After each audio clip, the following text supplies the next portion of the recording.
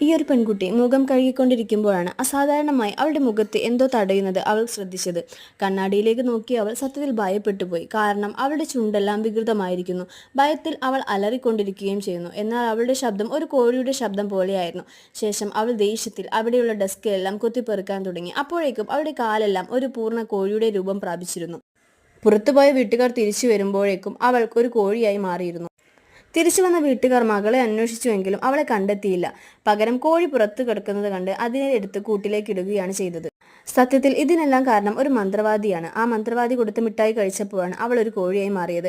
ഇതെല്ലാം തന്റെ കൂട്ടുകാരി അവളുടെ വീട്ടുകാരോട് പറഞ്ഞെങ്കിലും അവരാരും തന്നെ വിശ്വസിച്ചില്ല.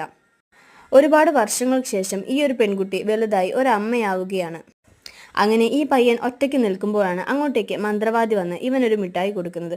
പെട്ടെന്ന് തന്നെ ഈ കൂട്ടുകാരി പെണ്ണ് അങ്ങോട്ടേക്ക് വരുന്നതും മന്ത്രവാദി അവിടെ നിന്നും അപ്രതീക്ഷയായി. അമ്മയും മകനും ഒറ്റയ്ക്കിരുന്ന സമയം അമ്മ മകനോട് കാര്യങ്ങൾ തിരക്കി. എന്താണ് നിനക്ക് ഇത്ര ടെൻഷൻ? അപ്പോൾ മകൻ കാര്യങ്ങളെല്ലാം പറഞ്ഞു. അപ്പോഴാണ് പറഞ്ഞത്, അതൊരിക്കലും നീ ആ മിഠായി വാങ്ങരുത്, കാരണം അതൊരു മന്ത്രവാദിനിയാണ്. മന്ത്രവാദിയുടെ കഥ ആ ഒരു പെൺകുട്ടി ആ മകന് പറഞ്ഞു കൊടുത്തു. അവളുടെ ചെവി വരെ കീറിയതാണ്. അവൾക്ക് 3 വിരലുകൾ മാത്രമാണുള്ളത്. അവൾ സത്യത്തിൽ വിഗ് വെച്ചാണ് വരുന്നത്, കാരണം അവൾക്ക് മുടിയില്ല. അവൾക്ക് കുട്ടികളെ ഇഷ്ടമല്ല. അതുകൊണ്ട് മിഠായി കൊടുത്ത് അവരെ പല രൂപത്തിലുള്ള മൃഗങ്ങളാക്കി